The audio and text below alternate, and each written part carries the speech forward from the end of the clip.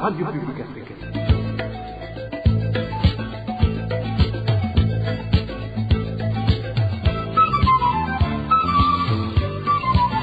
Radio Publique Africaine.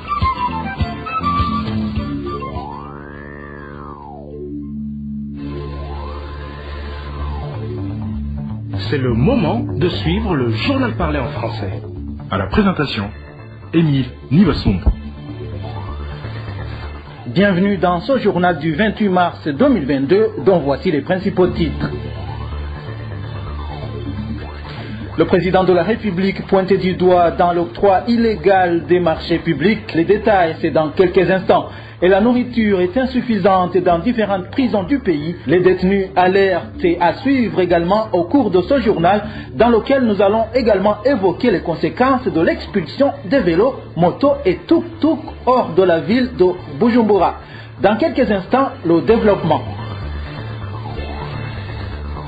Je vous le disais dans les titres, les détenus incarcérés dans différentes prisons centrales du Burundi disent qu'ils risquent de mourir de faim. À Gitega et à Muramvya, ils déplorent le manque de farine de manioc. En Ngozi, c'est le bois de chauffage qui manque. Emmanuel Niungeko. Certains crient que la faim va empirer la situation, d'autres disent qu'ils ne pourront pas survivre sans recevoir de la farine. Il s'agit de détenus incarcérés dans la prison centrale de Gitega qui indiquent qu'ils ne mangent pas de la pâte depuis une semaine à cause du manque de la farine de manioc ou du maïs.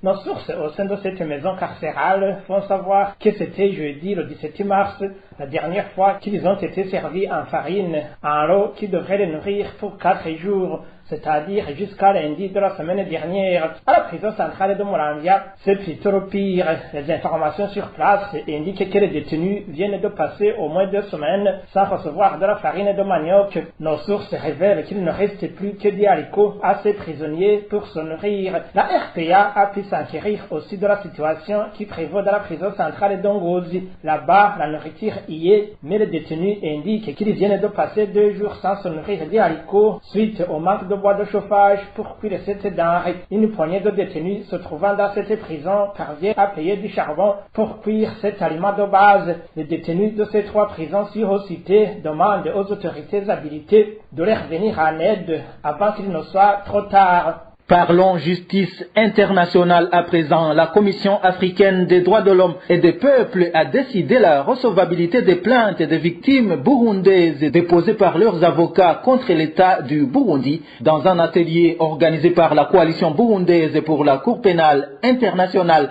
CBCPI qui accompagne certaines victimes devant certains mécanismes de protection des droits humains dans le but de les informer sur le fonctionnement de cette commission. Maître Germain Barichako, ancien secrétaire exécutif de cette commission africaine, a indiqué que l'étape suivante sera celle d'envoyer les plaintes à l'État du Burundi pour qu'il s'explique.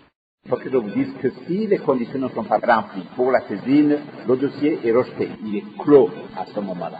Alors, au niveau de la recevabilité, là, un travail plus sérieux commence. Une fois que la commission se saisit d'une plainte, le plaignant est informé de cette décision et l'État cité est également informé de cette décision et le plaignant est invité à présenter des informations supplémentaires, des observations pour prouver que la plainte remplit les conditions de recevabilité. Et quand le plaignant envoie ses observations, celles-ci sont alors communiquées à l'État. Parce qu'à ce moment-là, ce qu'on appelle la procédure contradictoire est initiée. C'est comme devant un tribunal. Alors, il y a des échanges d'observations entre le plaignant et l'État cité jusqu'à ce que le secrétariat voit que tous les éléments nécessaires sont à sa disposition pour mettre le dossier à l'ordre du jour de la session de la commission. Parce que toutes ces questions s'examinent au cours des sessions ordinaires et parfois au cours des sessions extraordinaires. En raison du volume important de dossiers, il arrive que la commission tienne des sessions extraordinaires pour examiner uniquement les communications. Au cours de cet atelier, il était également prévu d'informer les victimes sur l'avancée de leur dossier au sein de la Cour pénale internationale. Olivier Randon, qui est membre de la greffe de la CPI, indique que même s'il y aurait des mandats d'arrêt déjà délivrés, ils seraient sous scellés pour faciliter leur exécution et ces informations ne sont pas d'habitude rendues publiques, a-t-il ajouté. La question qui m'a été posée est celle de savoir si, d'abord, où en est la CPI avec le traitement des enquêtes au Burundi. Ce que je peux dire, c'est que je crois me rappeler que quand le bureau du procureur a ouvert son enquête concernant le Burundi, une de ses déclarations était de dire qu'il entame un processus qui prendra du temps pour rassembler les éléments de preuve requis. Il fallait probablement anticiper que les enquêtes durent plusieurs années. C'est un constat que on retrouve dans les autres procédures qu'il y a devant la Cour pénale internationale. La complexité des enquêtes, je dirais aussi les difficultés opérationnelles que rencontre la Cour, voire enquêter effectivement dans les pays qui sont visés par ces enquêtes, font que ces procédures prennent beaucoup plus de temps, je dirais, que ce qu'on est habitué dans les procédures nationales. Ensuite, le deuxième facteur que l'on retrouve, c'est que la Cour pénale internationale n'a pas une police internationale. Elle repose aussi sur la coopération des États partis, qui sont partis au statut de Rome, et donc pour les États qui ne sont pas partis, qui ont refusé sa compétence, ça peut présenter des défis pour la Cour de pouvoir, par exemple, exécuter un mandat d'arrêt d'une personne qui ne se trouve pas sur son sol. Je dis ça pourquoi? Parce que même si le bureau du procureur n'a pas rendu en tout cas public de mandat d'arrêt, c'est une information que je n'ai pas, mais il est possible aussi qu'il y ait des mandats d'arrêt qui aient été déjà délivrés de manière sous scellé, et pour des raisons qui appartiennent au bureau du procureur, pour faciliter l'exécution de ces mandats d'arrêt, ce ne sont pas des informations qui sont connues du public. Il est clair que le numéro 1 burundais Evariste Ndayishimiye est à la tête d'un groupe qui viole sciemment la loi dans l'octroi des marchés publics à la Régie des eaux. Autre chose, ces marchés sont en train d'être accordés aux personnes proches du parti CNDD-FDD. Les détails avec Éloge Divin, Remèche. Un marché d'achat des tuyaux et accessoires utilisés dans les services de l'eau au sein de la Régie des eaux et ayant une valeur de 2 milliards 800 millions de francs burundais a été octroyé à une usine nommée BRA Manufacturing, originaire de l'Inde, sans qu'il y ait concurrence via un appel d'offres. Cette usine est représentée au Burundi par l'apôtre Jean-Paul Manirakiza, plus connu actuellement dans le monde du basketball comme président de la fédération de ces disciplines au Burundi. Apôtre Jean-Paul Manirakiza est également un proche collaborateur de Révérien Dikouliyo, actuel secrétaire général du parti CNDD-FDD. C'est cette collaboration entre ces deux hommes qui aurait fait que ce marché soit accordé à la BRA Manufacturing selon des sources de la RPA. Ce marché délivré illégalement fait partie d'autres marchés dont la valeur est estimée à 50 milliards de francs burundais. Nos sources indiquent que ces marchés ont petit à petit été délivrés en violation de la loi aux proches du parti au pouvoir, le CNDD-FDD. En effet, à part le marché octroyé illégalement à l'usine BRA Manufacturing, un autre marché pour les équipements électriques serait sur le point d'être donné à une usine tanzanienne dénommée Kilimanjaro Cables Limited.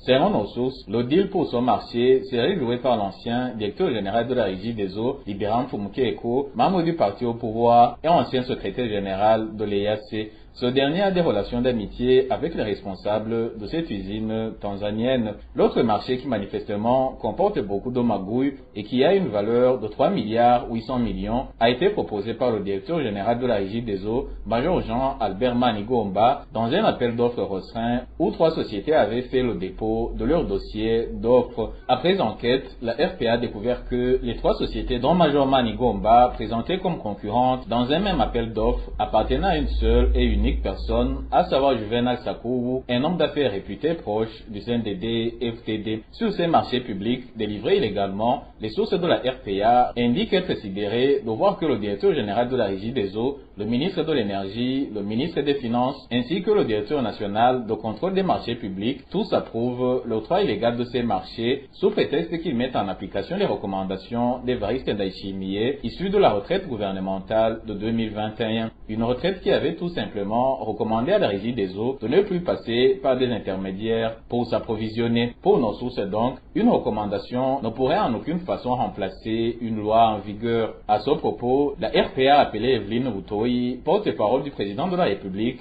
mais elle n'a pas décroché son téléphone. Les conséquences dues à la mesure du ministre de l'Intérieur d'interdire les vélotaxis, mototaxis et tuk-tuk d'accéder dans presque tous les quartiers de la mairie de Bujumbura continuent à se manifester. Dans certains quartiers, les prix du lait et du charbon ont sensiblement grimpé. Le point avec Aimable Nishimwe. Les habitants de la capitale économique Bujumbura, qui se sont entretenus avec la RPA, mettent en exergue les conséquences de la mesure du ministre de l'Intérieur, qui vient de la Kobucha, d'interdire les taxis vélos d'accéder dans presque tous les quartiers de la municipalité de Bujumbura. Ici, l'on notera la hausse des prix de certaines denrées. À titre illustratif, le lait et le charbon ont connu une hausse comprise entre 300 et 600 francs burundais, comme en témoignent ce citoyen de la zone Nyakabiga en commune Mukaza.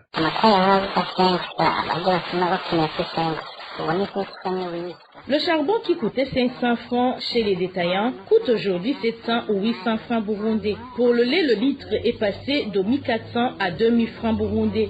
Il s'agit d'une majoration comprise entre 500 et 800 francs. Telles sont les conséquences de l'interdiction des vélos d'accéder dans les quartiers. Les vélos servaient à transporter ces marchandises à partir de Bugarama, par exemple, vers ici, dans la capitale.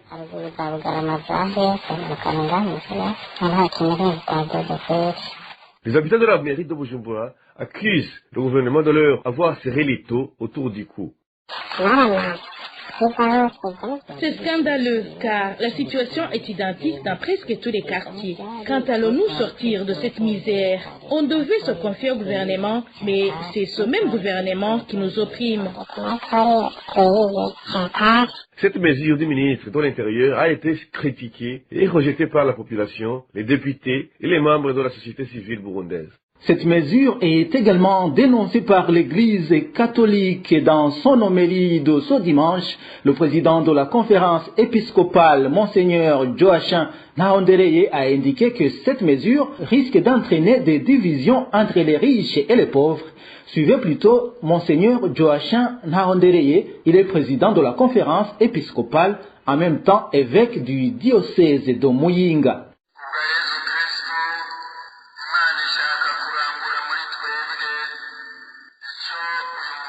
En Jésus-Christ, son Fils, Dieu veut accomplir en nous ce que dit la parole du Père miséricordieux.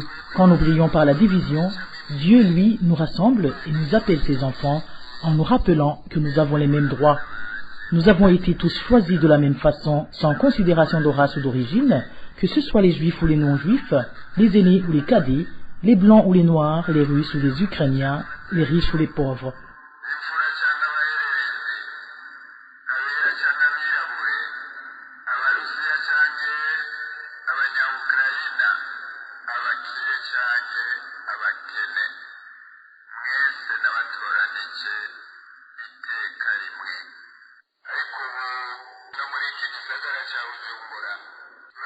Pourtant, ici à Bujumbura, nous assistons à des grognes et lamentations de la part des usagers et des transporteurs des biens des personnes à bord des tuk-tuk, des motos et des vélos au sujet du soi-disant médicament amer qu'ils ont été contraints d'avaler. Certains parmi les plaignants indiquent que ce soi-disant médicament octroyé de force va déclencher des divisions entre les riches et les pauvres. Cette triste maladie divisionniste continue à prendre racine chez nous sous plusieurs formes. Le Seigneur a donc raison de nous partager cette parole en nous invitant à être de bons serviteurs prêts à être guidés par lui.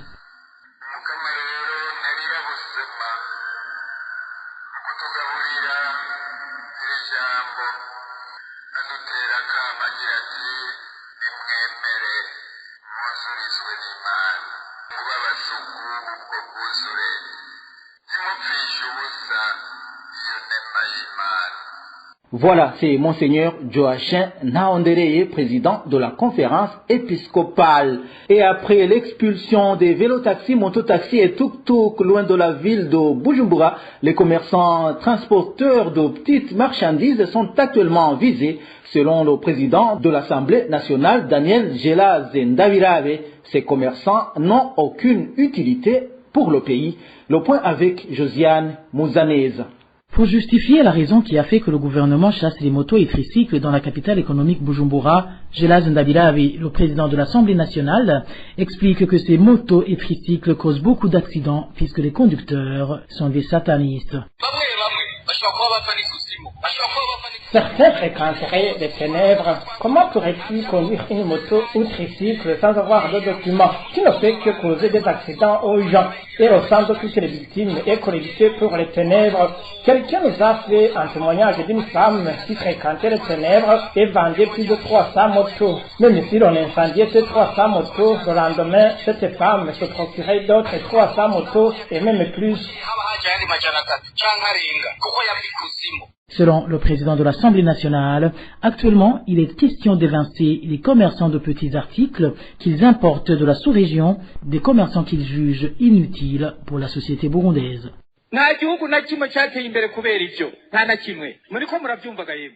Aucun pays au monde n'a prospéré grâce à des boutiques. Ces boutiques n'ont aucune importance pour le pays. Les cultivateurs de pommes de terre sont plutôt bénéfiques pour le pays. C'est lui le grand patron dont le pays a besoin. Celui qui récolte le maïs et les pommes de terre et qui les vend dans sa boutique est le plus intéressant pour le pays. Mais celui qui entretient une boutique qui contient des biscuits importés à partir de l'Ouganda n'a aucune importance et il ne fait que consommer et se prélasser dans le luxe. Quelle utilité de celui qui importe des postes de radio et des clous? Mais il se pavane dans les rues et croit que c'est un grand entrepreneur alors qu'il n'en est rien.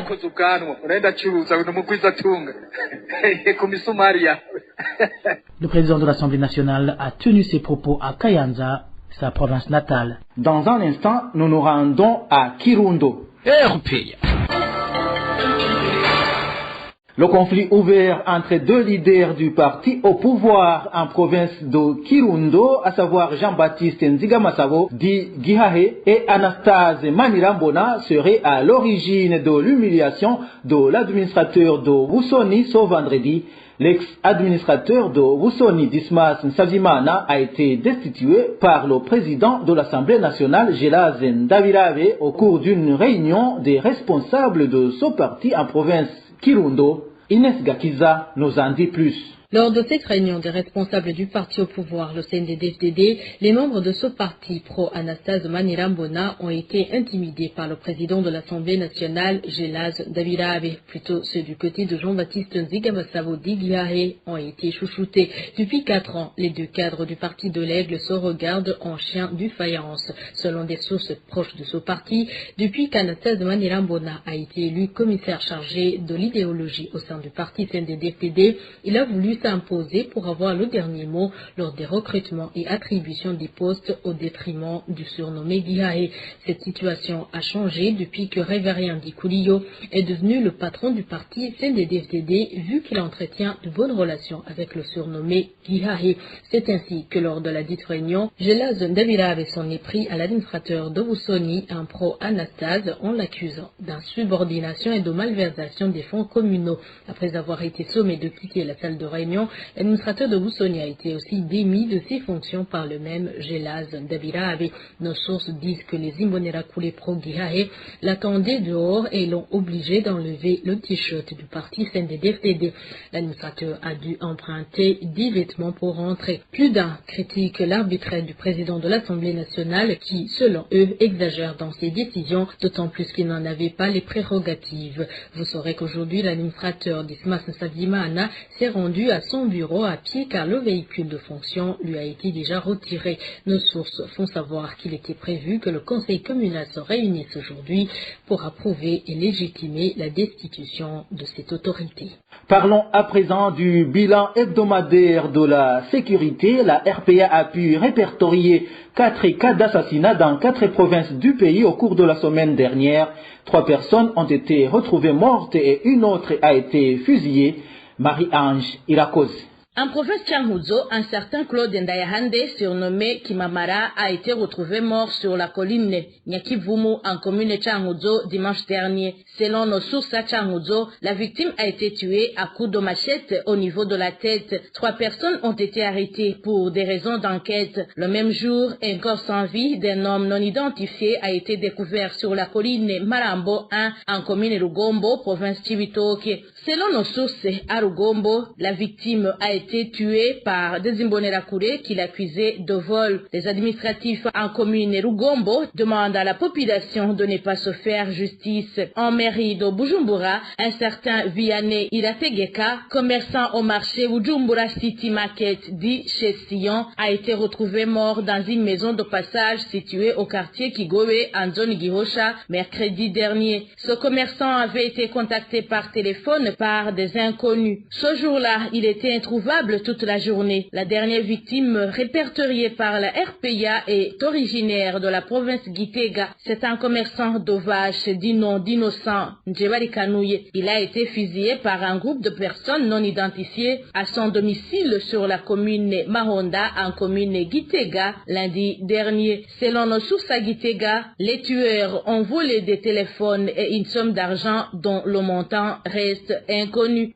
Pour clore cette édition, parlons de ce 19e sommet extraordinaire des chefs d'État de la communauté est-africaine qui se tiendra virtuellement demain. Le sommet examinera le rapport du Conseil des ministres sur les négociations entre la communauté est-africaine et la République démocratique du Congo sur l'adhésion de ce pays au sein de la communauté. Voilà, c'est par ici que nous mettons un point final au journal du 28 mars 2022. Merci à vous tous qui nous avez suivis. Émile Nibasoumba, j'étais à la présentation. Au revoir.